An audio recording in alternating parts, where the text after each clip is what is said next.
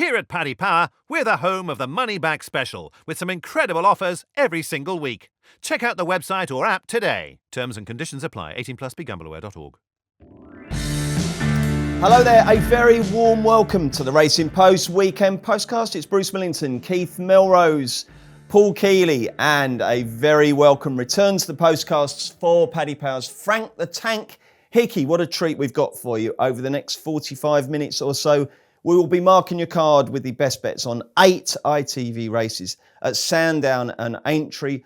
All the rest of the best cards away from the TV glare. And then on Sunday, we've got a cracker at Huntingdon. It's the Peterborough Chase featuring some much loved names.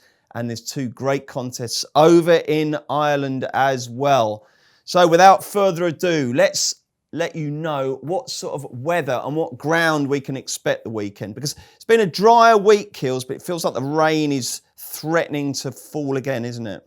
Yeah, I mean, Sandown had a couple of mils this morning. The latest is that it's set to rain heavily, according to the Met Office, from between 4 and 5. But after that, it looks to be dry. And you know what the Met Office says when it's heavy rain? It could be anything from 2 to 10. And it probably won't be that much. It'll be softish at Sandown, but it won't be desperate. Same story, I think, at Aintree as well.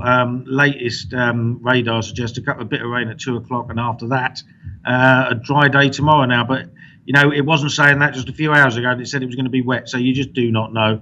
But at the moment, it doesn't look like there's going to be too much about. Okay, and a dank weekend in Ireland as well. Yes, Frank? Yeah, it's not a great morning here today.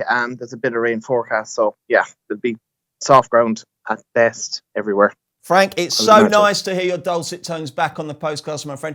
2 weeks ago, the lovely Jill gave birth to your first child. Oliver, how is the lad doing? He's very good. He was 3 weeks early. He gave us a bit of a fright because Jill came in to me at 1 o'clock in the morning saying she had a few pains and I was exhausted. And she was like, I'm not sure if it's happening or not. And I said, go back to bed for an hour there and see if you'll be all right.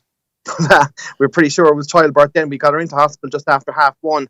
A nurse saw her at 2:55 and the baby was out for 3:30. So it was happened all very quickly. But he's flying it. He's putting on weight and we can't keep him full at all. He's a starver, but yeah, it's great. Fantastic news. And do you fancy anything? You got any strong fancies for us, Frank? I have a couple that I really like. Maybe not absolutely getting stuck into, but there's a few I'm strong enough on, yeah. We look forward to that. Keith, are you confident going into the weekend? Yeah, it's one of my favourite weekends of the year, this. All the big races are chases, the races I like watching the most. And, you know, you've got the Becher and the Tingle Creek in the same weekend, really runs the spectrum. And the fields have lived up to expectations largely, haven't they, don't you think? Yeah, the Becher, I mean, we're going to get on to the Becher, and I think it could be a stronger race than it has been in the past, but that only sometimes makes them better betting heats. OK, excellent. Right, then let's crack on with Sandown's 4 TV races. They're all on ITV4, and they start with the 150.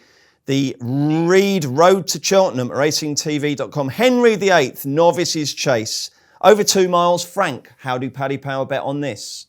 At the moment, Torpillos are 9-4 favourites. Somerville Boy is 5-2. Nuba Negra 11-4. Grand Santé 5-1. Esprit de Large 14-1. And we're 25 spare. And I've missed you so much, Frank. I need you to give us the first tip of the show.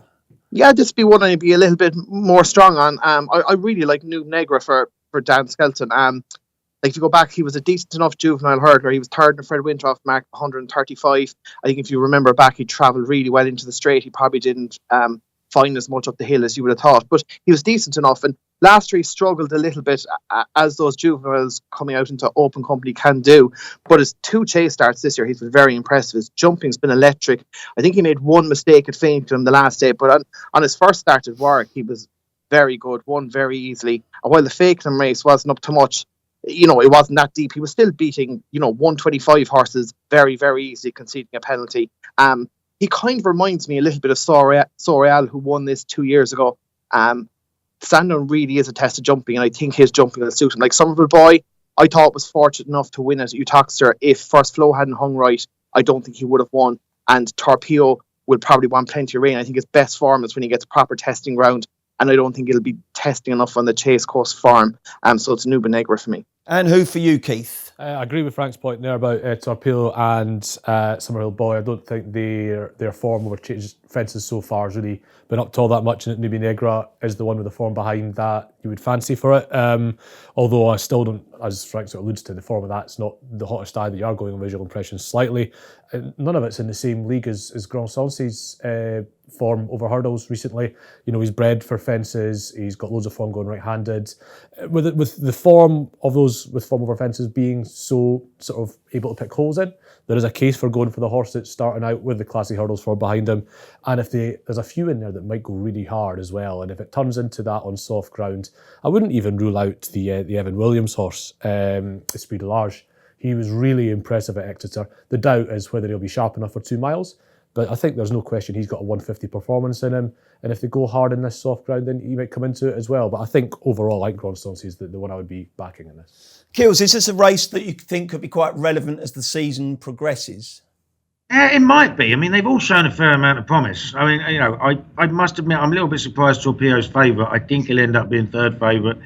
He didn't do, he certainly didn't do anything wrong and did loads right at Warwick when he won. And he gets obviously the allowance that he won't get later in the year. But I agree with Frank. I think Nubi Negra is going to rate an awful lot higher than he did over hurdles. In fact, it's a fair bit higher now.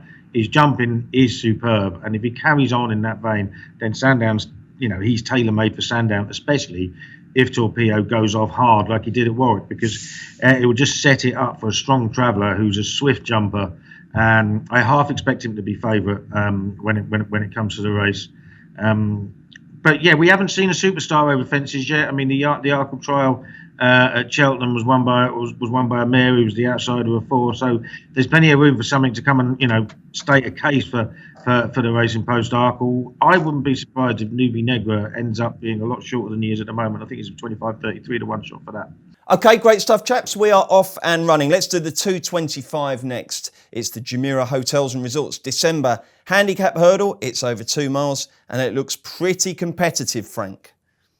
Yeah, Malaya 7-2, Protectorat is 5-1, Smarty Wild and Mac the Man are 11-2, Song for Someone 8-1, Ashtator 9-1, Man of Plenty 11-1, and we are 12-1 bar. Keith, you can have the first crack at solving this puzzle. Well, the market when it first went up had Malaya second fav, and I thought that was going to right itself, and it has done very, very quickly. The form last season obviously appeals. It won the Imperial Cup on testing ground round here, and testing ground at Sandown does create a real sort of specialist test.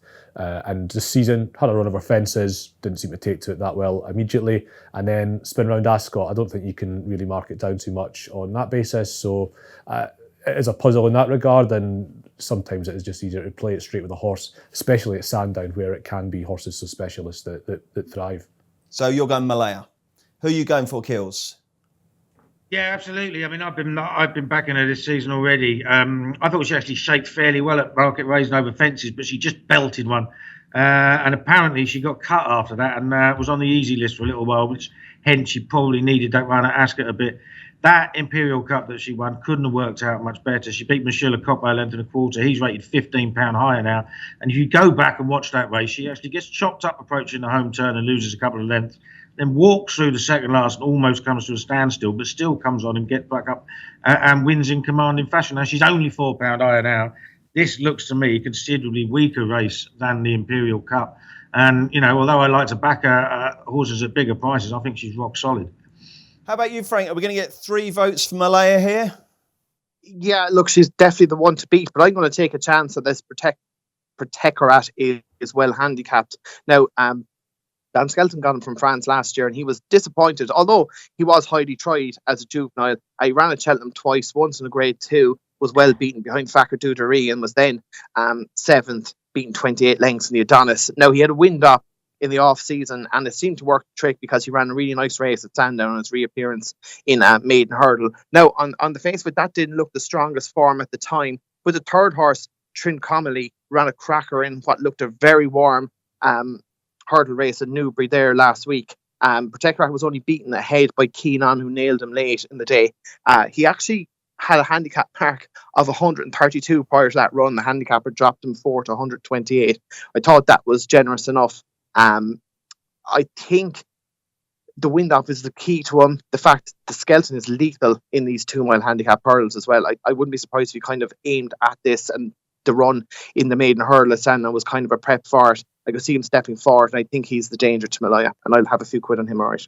Jolly good. The 3 o'clock, the race of the day, the Betfair Tingle Creek Chase. a race that has been won by some of the great 2 mile chasers down the years. And we've got a great field here. And what I like most about this, Frank, is there's 8 runners. So we've got some each way potential as well. Spin through the latest from Paddy Power for us.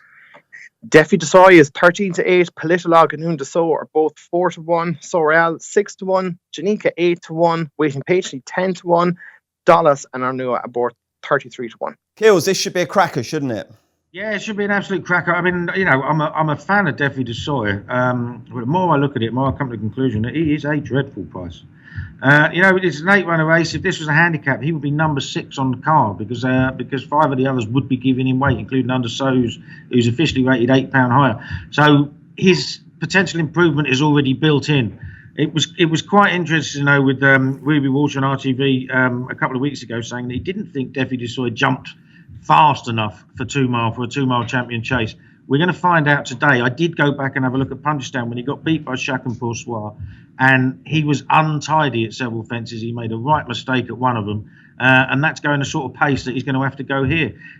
7 fences down the back straight of Sandown is going to be a real test for him, and I can see him losing ground. I mean, again, he ran at Sandown last year over 2.5 mile. He pitched on landing twice at one of the railway fences on each circuit. I mean, they jumped the 3 railway fences over 2.5 mile. They're the first 3 fences. So I just can't see why he should be 13-8 and other horses should be a bigger price. Now, Undersow flashed Min last year by 4 lengths. That was his last run. Had he been a 7-year-old and done that, he'd be coming here and he'd be even money. Now, obviously he isn't. He's approaching 12, but according to Racing Post ratings, that was the second best run of his life. So he's every bit as good as he was, and therefore he should be a shorter price than he is. He's got a fantastic chance. He goes really well fresh. He obviously won this in 2016. The only horse to beat him, it was Altior last year. And he's a massive player. So is Politolog, who comes out better at the weights anyway than Defi Desoy, because he was giving him £3 last time and he likes going right-handed. So I'm going to get stuck into laying Defi Desoy winning place, and I'm going to back Undersow, the old warrior. He's got a great record for us. He's won this race before, and he's too big a price. I already liked Undersow, Kills, but that was a brilliant reason for me to like him even more. Great stuff. Frank, what's your view of the Tingle Creek? Yeah, I think Defi, look, he was very impressive last year and that JLT's worked out, but I'm not convinced 2 miles, it's not even full 2 miles around Sandown is going to be ideal for him. I thought the way the race would set up, Arnua and Undaso would probably go out in front. Arnua might take it on for the first mile and Undaso sit second. There could be a strong pace here, and I'm absolutely love the way Sorel jumps. His jumping's just electric. If you go back to last year's Queen Mother, I'd back the Manti Post, and to be honest, I'd put the docket in the bin thinking he was done because of the soft ground, that he had no chance. But if I watched the race again this morning, the way he travelled and jumped, like he's jumped into the lead after the last, but he's travelled in on the bridle, and you think, oh, he's going to turn over Altior here. Now, he didn't really see it out from the soft ground up the hill that day, but it was an absolute cracking run. If you go back to his novice days, he won the King Henry VIII here. Again, jumped extremely well, travelled unbelievably well. The stronger the pace, it's really going to suit him. He's not the best horse in the field, but I think he's the best jumper. And if the pace is strong and like maybe collapses a tiny bit in front, I think he might actually be able to pick up pieces. I'll definitely have a few could each way. I struggle to see him out of the 3. Excellent. Do you share the lad's scepticism over Defi's chances? All depends how the race is run, doesn't it? I mean, Nua runs like a horse that's being chased by a swarm of bees every time, so it's going to go off really hard. The catch will probably happen around the railways somewhere, and I think it depends there what Politolog and Undersow do. They both need a stronger pace than Defi Desoy. If they take a pull, I think they'll get picked off. But if they kick on and make sure it's, do it as a relay all the way to the end, then I think what Keel says is right about Defi Desoy. That's how you're going to get him found out. And in that regard, I would be looking for the win bet on Undersow. We talk about the dead 8, and I would just make a small and short case for waiting patiently. Those prices. Really? Well, yeah, because I think this horse has got a proper engine, this horse. And last year was a bit of a non-starter. It still finished second to Sunham in that race at Ascot. They went to Kempton and had a really unfortunate incident there. He's always looked the horse that I've always wanted to see him back at 2 miles, because when he's been really fit, I've hardly ever seen a horse get him off the bridle. So I want to see a strongly run race. I don't think we quite know how good he is yet in many regards. It's whether in the yards having a decent time of it, When Ruth took over from Malcolm, I thought, it'll be interesting to see which way this yard goes. She's really done quite well out of it, and if it's a race where there is going to be a strong pace on, it's exactly the sort of race that should suit him if he's quick enough for 2. Quick word, Keels, on waiting patiently. I mean, we've all had to wait patiently to see if he will fulfil the potential that he's shown, and really the wait goes on, doesn't it? Yeah, I mean, he did look like a potential superstar. It didn't go right for him last year. I just wonder how many horses come back to their best form after having a bad year. It isn't many. And he has something to prove at 2 Mile too. Okie dokes. And one last question on the Tingle Creek for you, Frank. Will the punters get stuck into Deffy, or do you think he might drift a little? To be honest, I'd be surprised if he goes any shorter than what he is. I'd be expecting him out maybe 2-1 or 9-4 tomorrow morning. That's what I'd be thinking. About waiting patiently, it's interesting that Ruth Jefferson has hit a bit of form recently. She's had 3 winners in the last 2 weeks from 7 runners. Like, if the ground had got proper testing, I'd be very interested in him. But I think there's not probably enough rain to tempt me into backing him. I was close to backing him on Tuesday, but I left it off. But yeah, I wouldn't put a line through him at all. Jolly good. The 3:35, they'll certainly need to get every yard of this. It's 3 miles, 5 furlongs. It's the Betfair London National Handicap Chase. Frank, give us a show of betting. Yeah, Classic Bennett's 9-2, Step Back 6-1, Royal Vacation, Dragon Destraval and Sharper Sponsor 7-1, Ublond is a Boat 9-1, Coningsby and Shannon Santos are 10-1, and we're 12's bar. And who's your fancy, Frank? Yeah, I'm going to take a chance on one at a price here, a bit of a flyer. Dark Flame for Richard Rowe was one that just caught my eye the last day. Now, Richard Rowe has caught one backed off the boards at Sandown today in the Grade 2 Novice Hurdle. But this Dark Flame was actually quite a decent novice chaser going back to 2017. He won at Sandown over 2.5 miles off a mark of 125 fairly easily. He was third at Ascot off over 2 miles, 3 off a mark of 135 in a decent handicap in his next start. On his last run before his absence in November 2017, he was fourth in the Stexo Gold Cup at Ascot off a mark of 133. He was only 10 lengths off Go Conquer that day. Now, he was off 2 years, obviously had a setback, got dropped to 124 and reappeared in one of those veterans chases at Sandown on the last day where Ublond was a Bow won really nicely. But Dark Flame, he looked like he was going to be out the back of the telly and just kept plugging away, staying on, beating 5 or 6 lengths. But what was interesting is if he steps forward for that run, I could see him getting involved in the price here. He's run well at Sandown before, and just at 12-14-1, yeah, I thought he was worth a few quid each way, but I would be overly strong on him. Have you got a strong view here, Keith? I've got a really solid one. I think that Sharp Response to the Sue Smith horses. It won over 3-6 in North Yorkshire National at Catterick in its last run last year. Sue Smith all needed their first run, he did his. And then at Haydock last time, Creve Hill was fancied to win by half the track and did. It was a really good time, and Sharp Response just shaped like a horse that needs every bit, needs every yard you'll give him. So he's back up in trip here, and I think he's bound to run a big race in this one. A slight flyer, if you're more interested in something a bit more exciting. I've noticed in the last 2 Midlands Nationals that Get on the Jaeger, because he doesn't jump well enough for 3 miles and is a bit slow for 3 miles sometimes. I think he's a bit funny, but he's never quite stayed 4 in the Midlands National the last 2 years. Now he gets about 3.5. He's never run over this sort of trip before. I backed him earlier in the week at about 16s. You'll still get something like that, but if you're interested in having a real cut in a race that I don't think is actually sort of that strong without Step Back, I'll be really fit for it. And I think Classic Ben was meant to be fit for his reappearance and turned out wasn't. So we'll see if it's a particularly strong race and one you can maybe afford to take a flyer in. Get on the Jaeger. Kills, have you ever got on the Jaeger? Is that your sort of drink, a Jaeger bomb? Catherine Fiddler, our former features editor, used to force me into having them every now and again in the boozer after work. But no, it's vile stuff, isn't it? Jaeger bombs, all that sugar and stuff with the what's the other stuff they put in it? Red Bull. Red Bull, that's it. Absolute vile stuff, really, isn't it? Like, you know what I mean? So no, not really. No, I'll stick to the Guinness. Okay, mate. Who do you like in the London Nash? As far as this one, I mean, I thought it was very straightforward, very obvious chance for Classic Ben, who won the Masters handicap chase here last year. He took the set down really well then. I know he was beaten when favourite last time at Bangor, but I thought he shaped really well. Probably needed. This will be the race he's been laid out for. This is the 50 grand handicap, not the one he's just running. And I think he shapes as though he wants a trip as well. So I'd be surprised if he doesn't go pretty close. I thought Vinnie Lewis shaped fairly well in the Durham National last time, went 6th. Aidan Coleman takes over from Paige Fuller. He's interesting, but it is classic Ben for me. Tipping more favourites than the blogger, mate. What's happened to you? Yeah, it's unusual for me, isn't it? But well, let's see if you've got any big prices at Aintree. We're doing that next. So, does an each-way bet mean that my horse has to do part of the race in reverse? Everyone loves a newbie. That's why Paddy Power Games are giving all new customers 60 free spins on daily jackpot games. New Paddy Power Games customers only, one per customer. T's and C's apply. 18 plus. BeGambleAware.org. Welcome back. Let's look at 4 ITV4 races at Aintree. The first of them is the 5th on the card. They start very early up at Merseyside. And it's the 1:30. It's the Randox Health Becher Handicap Chase. 3 miles, 2 furlongs over the iconic Grand National course. Frank, how do Paddy Power bet on this?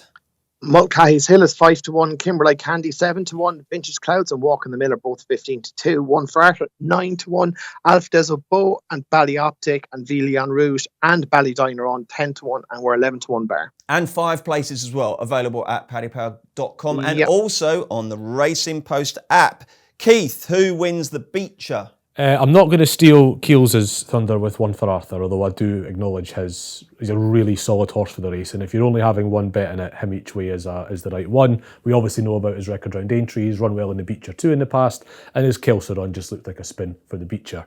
The other one that I've put up a really big price, and it's one of those sort of games Keels likes to play, is to take a horse out of a race or to take a certain race out of a horse's profile. And if LeBroy hadn't appeared and run so desperately at Wetherby, and he'd made his reappearance in this race, wouldn't he be joint favourite? Keels, we'll bring you in on that. What's your answer to that question? Yeah, he wouldn't be far away, would he? Yeah, I mean, it's quite a good idea. Forgive a horse bad one. Yeah, I'm maybe slightly overestimating joint, but you'd be really short in the bet, and he'd probably be single. He wouldn't be far. He'd be single figures. Yeah, he'd be single figures. He won the 4 miler, and he's got Jamie Cobb back on board. So yeah, absolutely. And that 4 miler in his previous form, going back from the 4 miler, so he competed in really good novices last season. Didn't look like he needed a real plod, and the 4 miler form in sense of Discorama, he's shown himself to be well worthy of a sort of 150-ish rating. That's LeBroy's rating in this one. I've got a very slight concern about the stable form, but a price of 33s with a horse that on form should be about 8s or 9s, more than built into that. And there's a quote in the press release that Ben Pauling was involved in, and they just said whatever happened at Wetherby, we think we've got to the bottom of that. I'd like to get more detail, but without that more detail, because it was too bad a run to be true. It was as if something was amiss, and if they have sorted something out from it, and this horse is back in form, he's a much, much better than a 25-33s chance. LeBroy. Well, Ben Pauling at the HWPA Awards on Monday won 2 tickets to Hong Kong, and he said it's the first thing he's won for over a month, so he was admitting that the stable form wasn't great, but who's to say under the Codfather he won't bounce back? Kills, who's your fancy? I fancy a couple. It's funny, I was considering backing Kimberley Candy earlier in the week, and then I decided he was just too clumsy. But he's got first-time cheek pieces on, and he's down to 7-1, and he's got Richie McClernand on. So somebody obviously fancies him. But no, I like the course specialist for this, and One for Arthur. Obviously, he was really impressive when he won the National 2 years ago. Three runnings ago. And he was 6th again last year, despite having a terrible prep. I thought he shaped really well at Kelso last time. Lucinda Russell said it's about a mile too short for him, but this is going to be run at a fair gallop. It'll be a test. And I can see him powering home. But I can also say the same about Vieux Leon Rouge, so I backed him as well. He won a really good veterans chase first time up at Chepstow that worked out really well. Obviously, Perfect Candidate was in that race in 3rd or 4th and came out and won easily at Haydock. And he just prepped over hurdles last time at Cheltenham, and I wouldn't worry about him finishing 9th of 10. He didn't get beat far. They didn't go very fast. Nowhere near the stamina test that he wanted. And he loves it here. He won it in 2016. He was 2nd to Walk in the Mill last year. We've got bookmakers offering extra places. It's very, very hard to see him out of the first 5. Okay, Frank, who's your Becher fancy? Yeah, I was very keen on Walk in the Mill, to be honest, last year's winner. He won it last year off 137, was quite impressive, actually. No, he didn't travel overly, impressively or anything that day, but he came off it early enough, but he kept finding loads, and his stamina really kicked in kind of between the last 2, and he's powered way up the run in and won very easily. And he gets back in here off just a mark 4 pounds higher than last year. Now, he's run an absolute cracker in the National itself as well, where again, if you watch it, He comes off it early, but he plugs on for fourth. And obviously Tiger Roll and Rat Binden brought really good form to the race. I think it was a strong renewal. He ran there off 144. He's off 141 here. Any reins in his favour. This race has a habit of throwing up the same kind of horses coming back and running well every year. And the fact he's run so well in both spins over the national fence, I think is a real positive. Now, you need to kind of forgive him a bad run in the badge rails last time when he was pulled up. But the cheek pieces are going on. And even last year, he was beaten 20-odd lengths when third in the badge rails. So I could see him bouncing back here. And as I said, the rain is definitely his favour. Like, barring something coming down in front of him, I can't see him not being involved in the finish at least. Lovely stuff. The 205 entry is to download the app at Virgin Bet. Filly's Juvenile Hurdle. It's over 2 miles and 1 furlong. And another open contest, Frank. Yeah, it's I don't think anyone really knows what to make of this market, but Midnight's Gift is 11-4, Operatic Export 7-2, Gavrocha 4-1, Break the Rules 5-1, Fleur Sol's 12-1, and we're 16s bar. Is this one of your strongest fancies of the day, Kills? No, far from it. I mean, it's one of those. There's very, very little form to go on. Midnight's Gift is favourite because she won a race at Fakenham, but she might not have won it had Break the Rules not made a bit of a mess of the last. It was only a short head between them. She's 11-4. Break the Rules is 5-1. But looking at the figures they ran to, I think it was like 106, 107 RPR. It's not, that's around about a stone of what's normally short of what's normally required to win this race. So I wouldn't be surprised if something else was better. I would probably just take a chance on Operatic Export for first one for Richard Newland. Now, he was rated as high as 92 earlier in the season on the flat, which is a good deal higher than Midnight's Gift. Lost his form completely, but did bounce back in a 1.5 mile handicap at Leopardstown on his final start. Ran pretty well to be third of 16. Guesswork, if I was going to have a bet, he'll certainly handle soft ground. That'd be him. Who do you like, Frank? I'm with Keels. I didn't look at the race until Wednesday, and when I looked at it, I thought it was very weak for the grade. I thought Midnight Gift and Break the Rules and him and her are matched really closely. So I think if you're going to back Midnight Gift at 11-4 over Break the Rules at 5-1, I wouldn't be in favour of that. Operatic Export's the one I backed on Wednesday. I just thought that she had a similar enough level of form to Midnight Gift on the flat. She won a maiden at Leopardstown on her debut. Disappointed, but I thought it was interesting that her best run was her last run on soft, heavy ground at Leopardstown. She was 6 lengths in third. The second that day, Future Proof is rated 125 over hurdles. Now you can't take it as, given that Operatic Export will run to 120. But I thought there was every reason to think she could run well over hurdles. Newland's in good form as well at the moment, and in what looks a weak-looking race, I thought she was worth chancing at prices. Keith, it's not often a little race at Fakenham appears to hold the key to a TV race at Aintree, is it? Does it hold the key? Possibly does. You've got to remember that Midnight's Gifts, our entire career to this date is probably centred on this race. Alan King targets this race because he knows it tends to be weak. And I think, last year or the year before, the favourite for this race was a King horse in these same colours, I'm sure. It's a race that just gets targeted by Alan King every year. This horse, I think she's done really well to achieve what she has on the flat, an RPR of I think 81 from Kempton on the all-weather, and to run to that figure she did at Fakenham, considering she's by Midnight Legend. There's a bit of speed and jumps terms on the dam side. It's sort of a bit dual purpose that way, but Midnight Legends are all 3 mile chasers. She is going to be a lot better for going on a more galloping track, and the hurdles track at Aintree, especially in testing ground, can take that little bit of getting. So without claiming to be an expert in all the horses in this race, I think there's a lot to like about her, and I think she'll definitely confirm Fakenham form. Okay, there is a fantastic 20-minute window on Saturday afternoon. 2:40, you've got the Virgin Bet Price Boosts Many Clouds Chase. 20 minutes after that, you've got the Tingle Creek. We've done the Tingle Creek. Let's do the Many Clouds. Only 4 runners, but 3 of them are absolute beauties. Frank, what's the latest betting? Native River is 8-11, Might Bite 5-2, Black Curtain 7-2, and Outlander 40-1. Frank, how lucky are we? A rematch between those 2 old warriors, Native River and Might Bite, with the brilliant Black Curtain thrown in. Who do you fancy? Yeah, it's a very good race. The one worry would be Might Bite was below par in all his runs last year, and you'd be brave enough to back him. I think Native River, although he's a short price, it's difficult to see him being beaten. He's getting £6 off Black Corton. Although he didn't win last year, he was second in the Becher Chase, third in King George, and fourth in the Gold Cup. They were all really solid runs. He's won at Ainge before. He won a Grade 1 Novice Chase, going back a good few years. And I think the blinkers on, he might just get a freebie out. Well, not a freebie, but he might just get loose in the front a little bit and just keep galloping. And the other two might just struggle. Like Might Bite has a bit to prove, and the weight might just catch out Black Corton, even though he's obviously been running well with his second in the Galway Plate and third at Ascot off a big weight. But yeah, it's a Native River for me. Keith, do you think Native River deserves to be as short as he is? Probably. I mean, I couldn't back Might Bite. Frank said brave. I think you have to be mad the way he went through last year. And, he's always lived on his nerves, that horse, as well. So once he goes, he's probably going to go. So you have to have worries.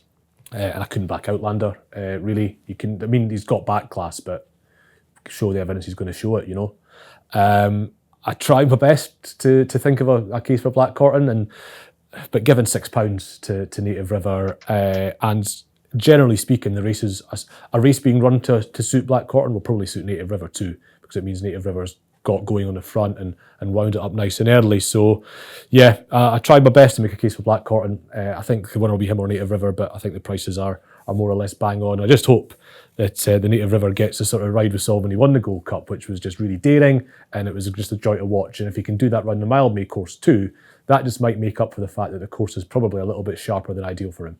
What about you, Blogs? Are you lumping on Native River? Blogsy? All you've done is tip favourites all day. Very good.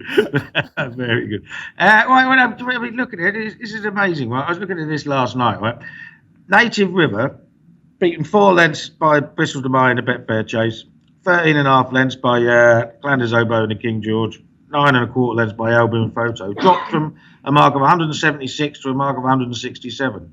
Might Bite beaten 29 lengths by Bristol de Mai, 37 lengths by Flanders Oboe, and tailed off when pulled up in the Gold Cup, dropped £5 from 172 to 167. How does that work out? Can't believe it. I mean, look, Native River should be at least 3s on, and probably will be. There's no way Might Bite's coming back. He's a year older than Native River, completely gone at the game. Black Corton cannot give him £6. The blinkers are going to spark him up.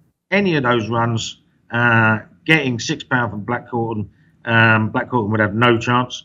And Might Bite's no good anymore. So yeah, he just has to get round to win. I can't wait to see you with this selfie stick tomorrow going, "Come on, Native! Come on, Native!" Keith, you were going to mention something about the handicapping point there. Yeah, if it was true racing blogger style, though, Black Corton would come past in the running, though, wouldn't it? Oh no! Oh! I mean, I saw Keith was putting this up last night, and I think I thought of it as well. There's probably 2 reasons for that, isn't it? One is that Native River demonstrably ran to that sort of figure he got, whereas Might Bite, you're just guessing. And secondly, if I were a handicapper, handicapping for the purposes of horses going to run in handicaps, I wouldn't bother touching a Nicky Henderson horse rate 160 plus until May at the end of the season. They're not going to run in them. So Native River needed to have his rating, a rating that was ready for him to run in a handicap. Might Bite didn't. You can rate him what you like until the end of the season and then judge him as you will. So I think that was the sort of 2 reasons behind it. Handicapper not wanting to waste undue sweat and tears on a horse that's not going to run a handicaps, and also he's guessing at what that's worth. Yeah, I mean, if he had been dropped, he might be able to run in handicap so much. And he does, the big Grade 3 used to be the Racing Post Chase at Kempton would be absolutely perfect for him if he's on the downgrade. He could get in there on good ground off a mark of what he should be, 157 instead of 167. I think there's a bit of that, yeah. And there's an element, though, isn't there, of sort of yard habits. Paul Nicholls would do that. I'm not sure Nicky Henderson would. Fair enough. Keith, Frank, sorry, I want to ask you something here. Based on how you've priced this up, when you do your match betting, do they tend to automatically be derived from the outright book? In other words, might I get a shade of odds against Black Corton to beat Might Bite? Or is that a case where you might think, hang on a sec, we need to manually override what the algorithm spat out here? Yeah, well, like I was saying, it would be a function of the win price, but the extra markets prices wouldn't really be done until later on in the day when we're more confident with our prices that we have. So there's every chance that this race will be priced up by three compilers. The discussion will take place. We'll agree on a set of prices, and then we'll do the extra markets prices. So I'd imagine those prices might be revised a little bit by the time you get to 4:30 or 5 o'clock. But Blackcourton should be fairly competitive in that match bet with Mike Byte, shouldn't he? Oh, yeah. Like, as in, that's probably a very good angle into this race. If you think Mike Byte's gone, that's the bet you want to be having. Just one thing I wanted to say, going back to Keely's blogger videos, I think if we saw Paul having after racing videos, he would get an awful lot of hits. That is true, actually. You should consider. Yeah. I'd also get the sack, though. Yeah. Up to about, there'd be a watershed for them kills, wouldn't there, I think, probably. Yeah, 3:30. After about 9 o'clock, if Kill saw a video of himself the next day, he'd be watching the action for the first time. Well, we talked about the match bets there as well, and I think people who like to bet match bets on spreads in particular will be absolutely rubbing their hands over taking on Mike Byte, I suspect. Yeah, because you've got an ultra-consistent horse who on his day might not be as good as Mike Byte, but may now be far more likely to do his running. It's a template, isn't it? It's an absolute template of one of those sort of match spread bets. You've probably copped the lot, won't you? You hope so, If you believe Keels, you definitely will cop the lot. You would hope so. And I'd think it's, evens that you will do so. Okay, that's an interesting race out. And 3:15 at entry is the Grand Sefton at over 2 miles, 5 furlongs. Another tricky heat. Frank, another open book. Yeah, Gold Present 4-1, Flying Angel 9-2, Ultra Gold 5-1, Touch Kick 11-2. It's Jennifer 7-1, Kilaro Boy 15-2, Didero Vallis is 9-1, Cape Adventure 12-1, and we're 20s back. We are with you to go first, Keith. Yeah, it's a really interesting race, this. Again, a bit like the Becher, it's not like it's chock full of horses you're thinking, that's top-on horse. It's a little bit more in the way of sort of exposed horses, and then sort of indicative of that is the fact the horse I'll be putting up is 10. He's quite like the race for a 10-year-old. It's Kilaro Boy. He's only had 3 runs for Henry Oliver. He won the first. The second time he ran into Brave Eagle, and then last time he ran to Burton's Well in a veterans race round here over 3-1. He ran really freely that day, but gave a really exemplary around the jumping, shaped like he'll take to these national fences pretty well, and that he cut out a little bit at the last and suggests that dropping back to 2.5 certainly in more testing ground won't be an issue at all. You can just make the case that he's still improving for the new yards, being so like the race as he is for his age, and has the racing style of one that'll thrive in something like a Grand Sefton. Nice one, Keith. Come on, Kills, restore my faith in you. Go for something at a price.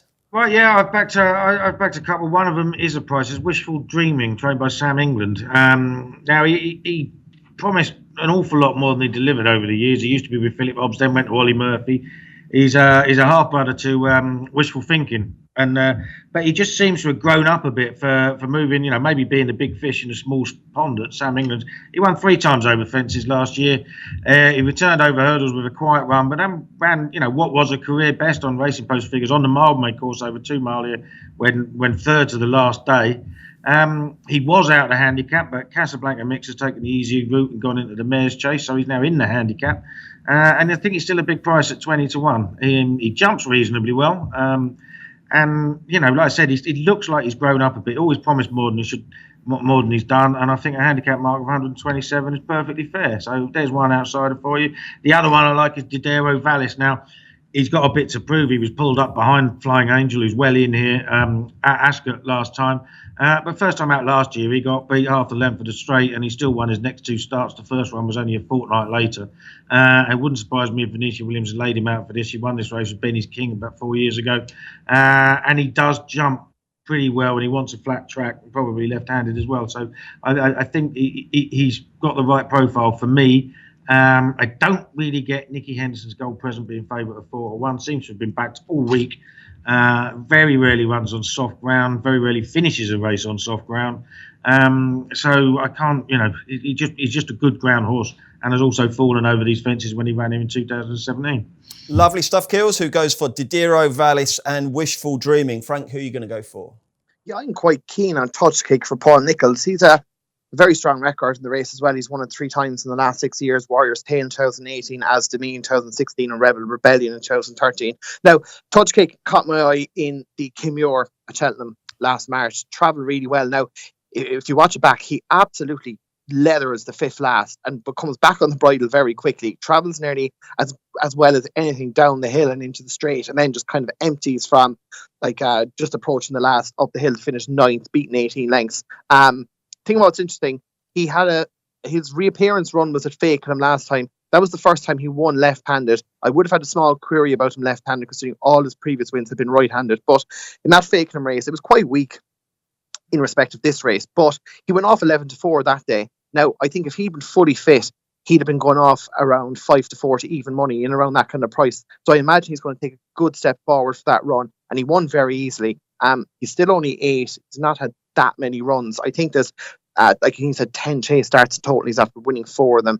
I think 2.5 or 2 miles 5, a little bit of easy ground. I could see him. He can make the odd mistake. Gets into a rhythm with these fences.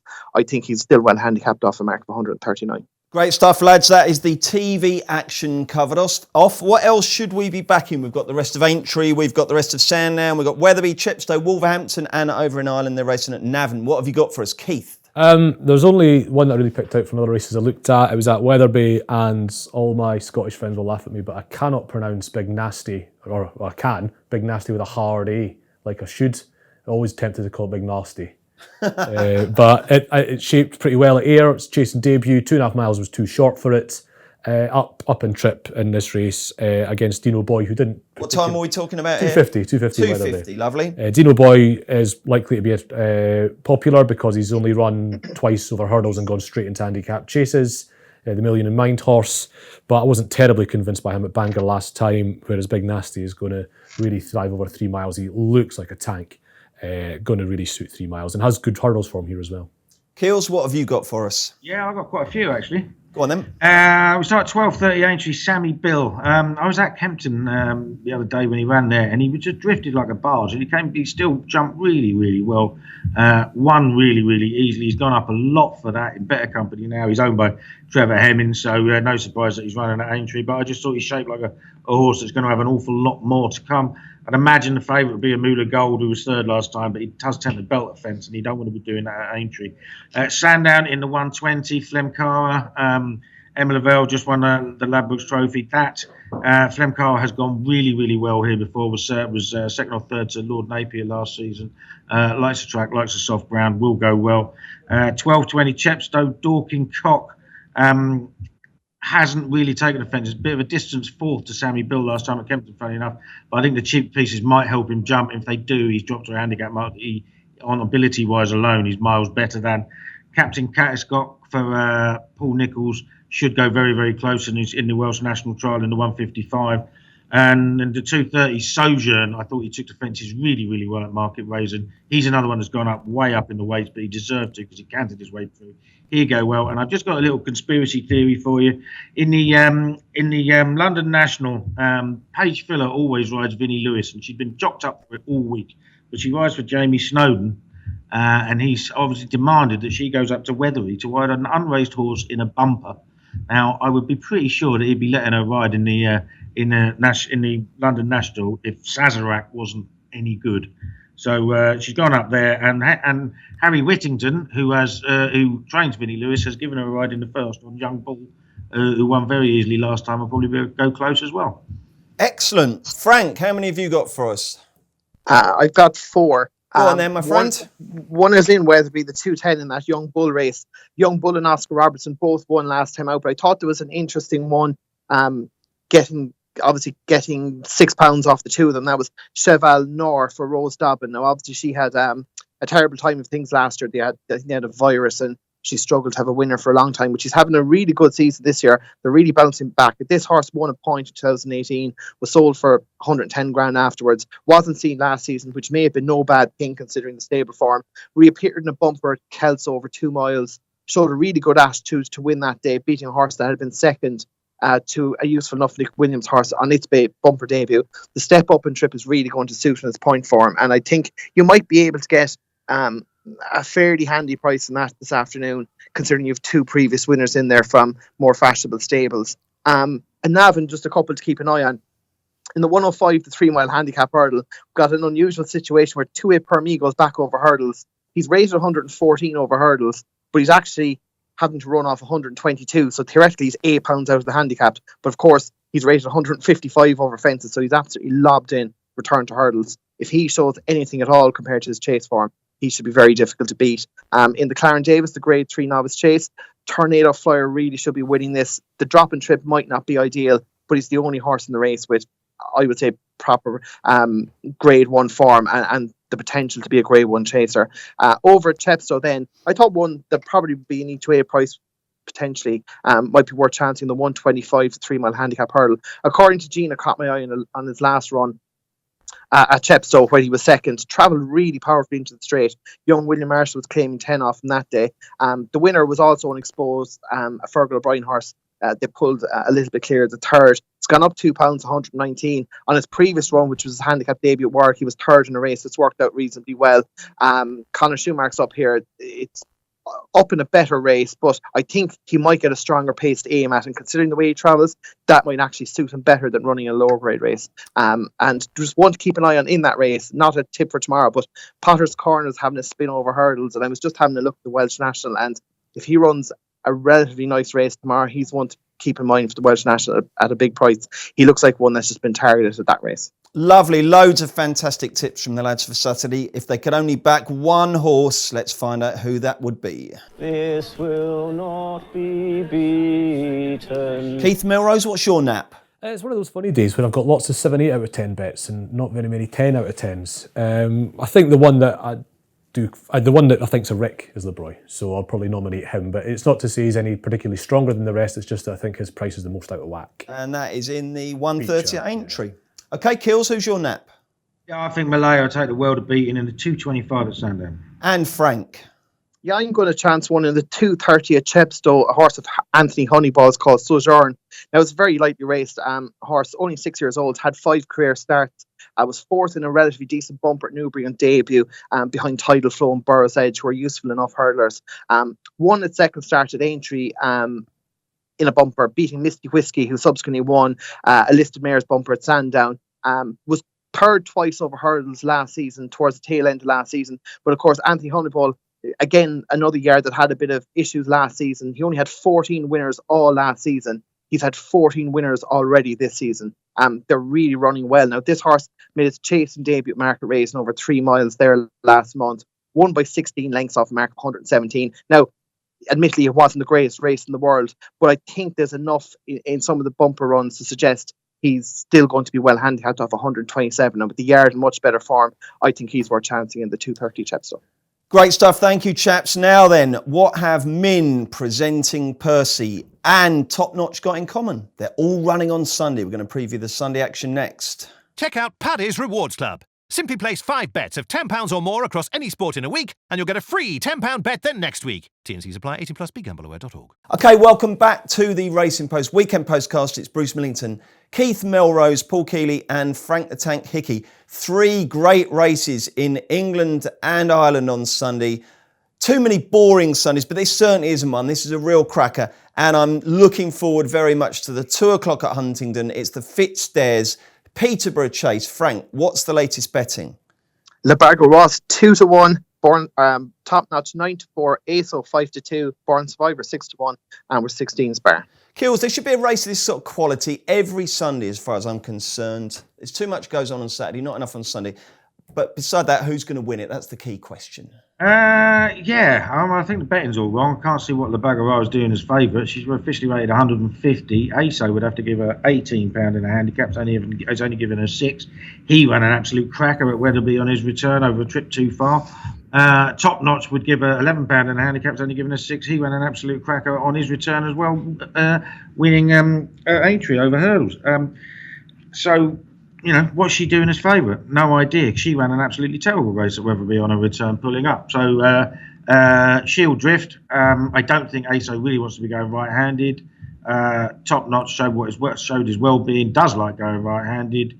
I think he should be considerably shorter than 9-4. Hills is going for Top Notch. Frank is going for? I'd probably just stick with Lebago. Obviously, some of her novice form last year is really strong, tying in with lots of translation stuff. And look, she's to overcome a desperate run of Weatherby. I do think like proper soft ground and a look like that on Weatherby doesn't really suit her, and she's going to get a much better surface. It's currently good to soft at Huntington. I think it'll suit her. Like, she might get a little bit of competition from Charbel for the lead, but if he holds back a small bit and she does get a freebie in front, I think she might be able to dominate. I take what Paul's saying in that she has a lot to prove, and perhaps she doesn't justify being favourite at the moment, but I just take a chance that she can get back to her novice form from last year.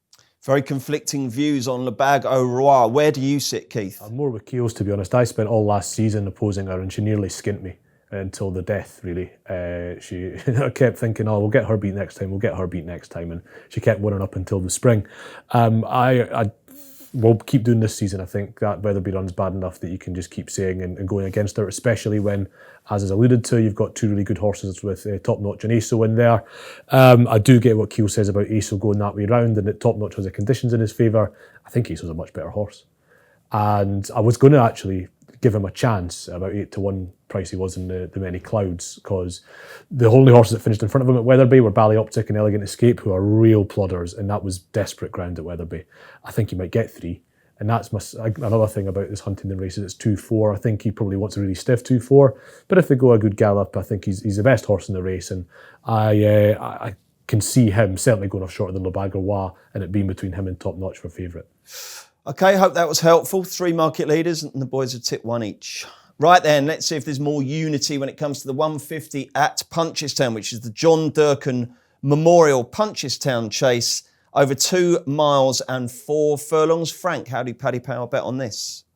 Yeah, Min is our favourite at the moment at 8-11, presenting Percy 5-1, Shattered Love 13-2, Real Steel 7-1, Snow Falcon 12-1, Duke de Geneva 16-1, and we're 20s bar. Do you make Min a solid fav, Frank, or are you going to take him on?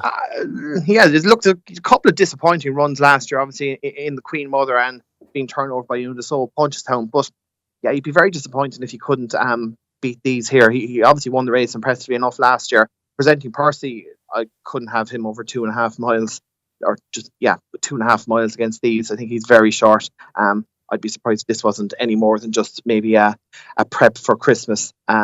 So yeah, although Min's odds on, we find it very difficult to oppose him. Keith, does Min win? Probably. It's a real watching race, this, isn't it? I do think Frank's correct about presenting Percy, and that this is just a spin to get him right for whatever they're going to target at Christmas or beyond. I said to Keels when he was on about his 12th Guinness once recently that I still think this horse could potentially, we'd have to jump a bit better. It could win a Gold Cup. It's got the ability. So I'll be watching how he shapes. That's my main interest in the race on Sunday. There's not many watching races in Paul Keely's book, but is this one of them? Yeah, it probably is. I mean, look, Min's got the best form. He's lived in Altior's shadow for so long, but a 2.5 mile, he might just be able to dominate all season. He looks to be, should be the best around at the trip. Obviously, can be a little bit in and out, but if he's right, he wins. I think Real Steel stablemate might follow him home. He's had a run, was actually pretty impressive at Downwell. Obviously, this is a big step up in class, but I think he might be the one to follow him up. Okay, Cork stages its big race. It's the Kerry Group Hilly Way Chase. Over 2 miles and 1 furlong. Just the 4 runners. Frank, have we got betting? We don't have prices up for this yet, Bruce. Okay, never mind. We've got Ballyosheen, we've got Silas Emery, we've got Greatfield, and we've got Us and Them. Keith, who will pass the post in front? Probably Ballyosheen. I thought Us and Them shaped better than the result at Cheltenham. Had no chance from where he was placed, but he'll need to really improve to feature in this, so Ballyosheen. Keels, any strong views here? Not massively. Ballyosheen is, I think that was his Gold Cup when he won last time. He'd have been hard fit for that. Chileas Emery was quite impressive when beating Ornua last time, but Ornua really doesn't want bottomless ground, and this is another step up. So be Ballyosheen for me, as long as he's not gone over the top for being hard fit last time. Okay, and Frank, who do you like here? It looks a very interesting race. It wouldn't be one that would interest me to have a bet, really, but I do think Silas Emery looked potentially top class in his 2 chase runs, albeit the form isn't unbelievably strong, but just the manner in which he won. Obviously, he had some solid enough form as a hurdler, obviously winning a Grade 1 as a novice, but as Paul said there, Ballyosheen, he was definitely ready to go at Navan the last day, and he might just set it up for Silas Emery, I think. Okay, anything on any of those 3 undercards or indeed at Kelso, Keith? Yeah, I had a very quick look at the Borders National, and we mentioned Rose Dobbin earlier. I thought her horse Big and Iron on his hip won. He won in a very protracted photo at Wetherby last time, but he was more superior than that. He tanked all over them. I thought it was Lorcan Murta rode him, and I thought he maybe should have kicked onto it because he clearly had them cooked. Didn't, and nearly got done for speed. Only got up in the sort of shadow of the post again. He's another horse from that yard that's still well handicapped after last year. He's only been raised £2 for that. I think a real test will suit him. Whether it doesn't look as particularly competitive as it did see last year, the Borders National, and it probably, given that good old Harry the Viking used to win it and go well in it every year, tells you that it's not often a race that the very best and brightest turn up in. And I just think it's potential for him to be quite an attractive price. That's the 4-miler at 1:15 at Kelso on Sunday. Kills, anything else to offer? Yeah, a few. 130 Huntington Magic Dancer. I thought he shaped quite well with 4th at Newby last time. Wasn't beaten far. This is second run after a wind up. I'm sure that'll go well. 330 Copperface Jack got beaten a fair way at Hereford last time, but I thought he also shaped well. He led for a long way, jumped really well. If he comes on for that, he's got plenty of second places to his name at Huntington. No wins, but he does handle the track. In the Borders National, I think the trip of just over 4 miles is just about far enough for Dawson City, who will be plugging on late. He shaped reasonably well in the cross-country chase last time. And Wild West Wind, another one who shaped well in a veterans chase when finishing 4th. He's in another veterans chase there. It should be a much easier race for him to win. What do you think of that? Obviously like him if you're backing him on Sunday, Keels, but Wild West Wind's a horse I've backed loads. Yeah, I mean, it's one of those. He's a tricky customer, no doubt about it. I think, is it breathing, do you think? I should hope no it is. idea what it is. No, is it? Because it's a horse that I remember one year he went from, I think he traded odds on in the Grand National trial at Haydock, and then pulled him. He refused to jump the second last because he got that tired. Right. He jumped at Warwick last time. I backed him, and he ran. He looked again. He traded odds on, but when he empties, he really does stop. He hasn't got the little W by his name, has he? It's either breathing or it's another part of his head. But I mean, it's an easy race. It's got loads of ability though. It could one day it could make absolute monkeys of everything off that mark. Yeah. Frank, have you got anything else for us? The only thing I was interested to look at was the 130 at Huntington. I know Paul's put something up, but T-Clipper is one that's very unexposed. Only had 3 starts, 1 a point, 1 2 novice hurdles. I think the last day at Kempton was quite impressive. Now the race wasn't up to much. He's going handicapping off 127. I think that might be a fair enough mark, and he'd be one I'd be keeping an eye on.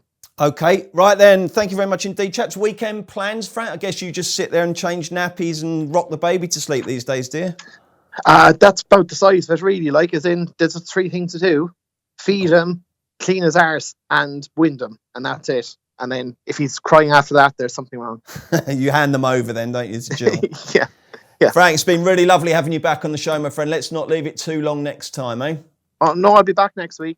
Good. Have a strong fancy for Cheltenham. Oh, lovely. Excellent. Keith, what are the weekend plans for you? I'm donning the Christmas jumper and going out in Leeds. You're going out in Leeds? Yeah. In a Christmas jumper? Yeah, I know. It's just, if we go, but you've got to have some, for start at lunchtime, you've got to have some excuse. Yeah, we're hoping, well, some of my friends won't last until the Joshua fight, but Do you get the trip? I've got to watch myself. I've got to, if I get the hood on. So you're starting at lunchtime and hoping to make the Joshua fight, yeah? Yeah. Ooh, good luck with that one. One person who we'd have no such worries about is Keels. Why aren't you in the studio, by the way, you bastard? Well, these train strikes, it's just a pain in the arse, isn't it? Like, I mean, I could wait for ages for trains. They cancelled loads on Monday, so I thought... And you want to go to Sandown today, don't you? And I want to go to Sandown, yeah. I'm actually sitting in a mate of mine's office just 2 minutes down the road, so I'm going there now. Oh, okay.